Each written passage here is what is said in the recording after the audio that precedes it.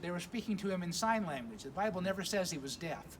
So I haven't quite figured out why they had to speak to the mute man with sign language if he was not defined as deaf. But anyway, this is a wonderful kind of introduction to the life and ministry that John the Baptist would perform, as who Zechariah is talking about when he says, "As for you, little child, you shall be called a prophet of God."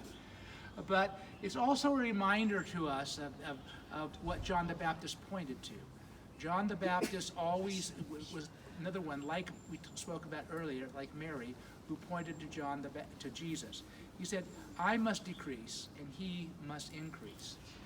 Father Fergus Clark, who is an Irishman who was a priest for many years in the Diocese of Orange in California before he joined the Franciscans as a priest and is now here in the Holy Land.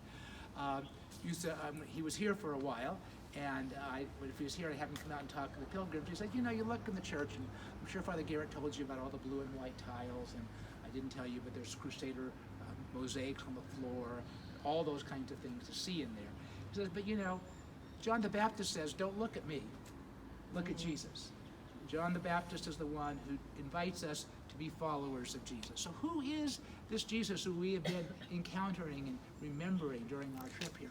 Well, one of the things that's interesting about this is Zechariah says that God has raised up for us a mighty Savior. By the way, I apologize for the obviously very sexist language that's still in here.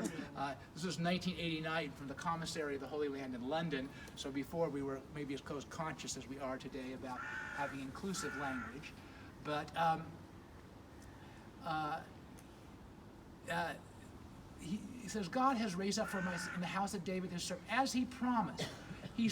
God swore an oath to Abraham our father.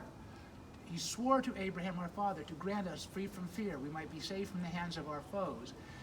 And you know, in spiritual language, our hands of our foes are just not the armies that come against us, but all the forces of evil that work against us in our lives, some of our own making, some of others' making. And to free, but this idea that God swore an oath.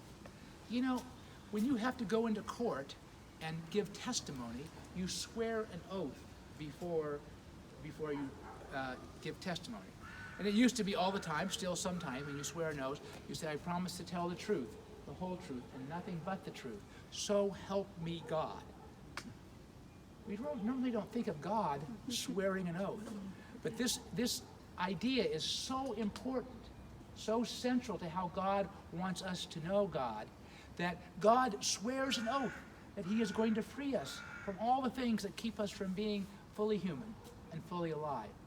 And that this son of Zechariah, John the Baptist, was going to open the way, prepare the way for that God who would come into our lives to be able to free us, but also that God wanted us to be assured of that, to never have a doubt of that. So God swears an oath, just like we do when we make the most solemn, most solemn testimony. God's testimony is his most solemn testimony, that God has sent his son into our world. And it's that coming of Jesus in the world. We started the first day talking about incarnation, and it makes sense that we end this final day, that we also talk about this incarnation, the coming of God into our world, God being present among us and like us in all things but sin. Is this God who brings us to life, not just life in heaven.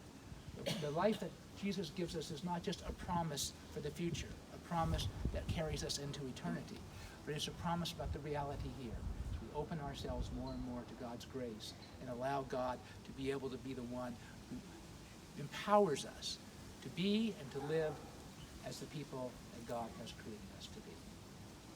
Amen. Amen. Amen. So now we have some choices. Now there's a few of you who have your own agenda this afternoon.